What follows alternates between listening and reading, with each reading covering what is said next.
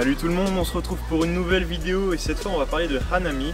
Hanami c'est quoi? C'est la saison de floraison des cerisiers au Japon. Hana signifiant fleur et mi regarder, donc littéralement regarder les fleurs. C'est une saison qui est très attendue par les Japonais puisqu'ils aiment se retrouver dans les parcs pour pique-niquer sous les cerisiers. On a eu la chance d'être dans le Kansai pendant cette saison et du coup de faire un maximum de parcs et on va vous les présenter au travers de cette vidéo. Et on commence tout de suite avec la ville de Nara et son parc Adin qu'on avait déjà eu la chance de visiter et qui est un très bon spot pour profiter de la saison des Hanami.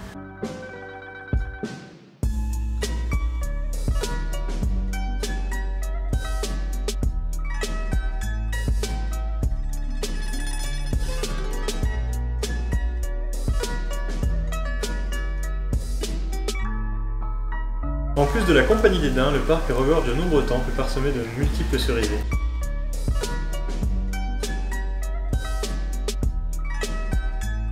Attention, souvent confondu par les touristes, il faut bien faire la distinction entre les fleurs de prunier et les fleurs de cerisier qui apparaissent pendant une période bien définie. Les pruniers commencent à fleurir dès le mois de janvier et ce jusqu'au mois de mars. Les fleurs se nomment humées et sont plus rondes et souvent plus foncées. Les cerisiers quant à eux fleurissent en général à la mi-mars, au début du printemps et durent sur une période de 2 à 3 semaines. Leurs fleurs que l'on nomme sakura sont quant à elles plus allongées et fendues à leur extrémité. Elles sont souvent de couleur blanche ou rose pâle. Non loin de Nara se trouve le parc Koriyama qui est très peu connu des touristes et qui a su garder toute son authenticité.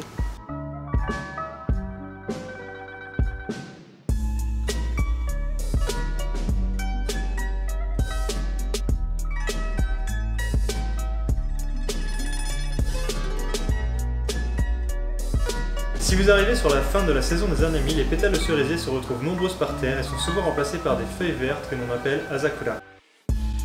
Petit point d'histoire intéressant sur les Hanami, il remonte à l'Antiquité où les paysans japonais pensaient que les dieux des champs s'installaient dans les cerisiers en fleurs. Hanami annonçait donc le début de la plantation de riz. Ils instaurèrent donc par la suite un jour de repos pour pouvoir se rendre sous les cerisiers afin d'honorer et prier les dieux pour les récoltes à venir. Le premier Hanami aurait été organisé par l'empereur Saga en 812 et les cerisiers seraient devenus par la suite le symbole de la puissance impériale. Les nobles, eux, qui jusqu'à là semblaient préférer les pruniers, se mirent à admirer les cerisiers en fleurs. Puis ils firent par la suite planter des cerisiers dans certains temples ou près de leur domaine. Et enfin les marchands vers le XVIIIe siècle plantèrent leurs propres cerisiers et démocratisèrent ainsi le Hanami. Poétique et philosophique, la fleur de cerisier est également un symbole identitaire très important sur l'archipel.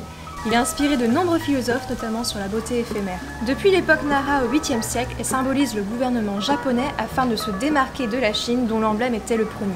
La fleur de cerisier a depuis fait l'objet de nombreux détournements tout au long de l'histoire japonaise, comme les pays colonisés aux plusieurs milliers de cerisiers qui seront plantés pour marquer visuellement l'occupation nippone.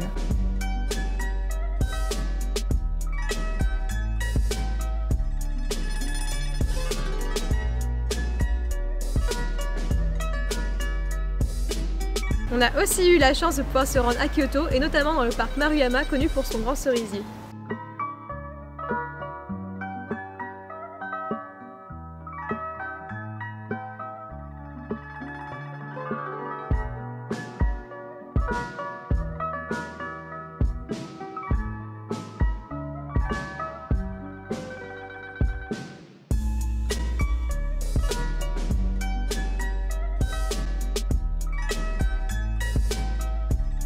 Le parc présente différents espaces pour se poser et plusieurs stands qui proposent à boire et à manger.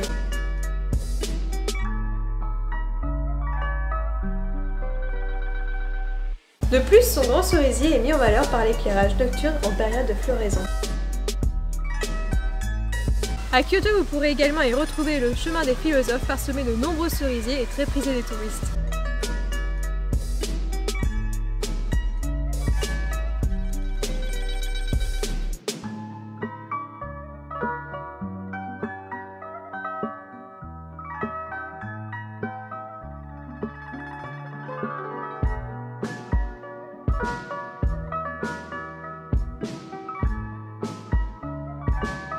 Et bien évidemment, on s'est aussi rendu dans la ville d'Osaka et notamment dans le parc Sakura no Miya.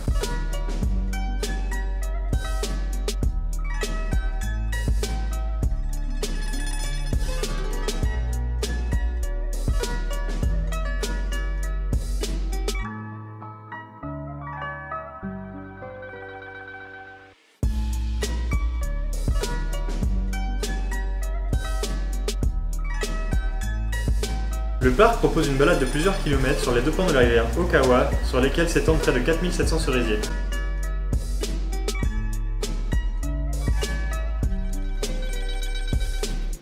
s'est également rendu dans le parc du château d'Osaka qui est un endroit très prisé des Japonais pour pouvoir pique-niquer sous les cerisiers et on a pu en profiter pour en faire de même.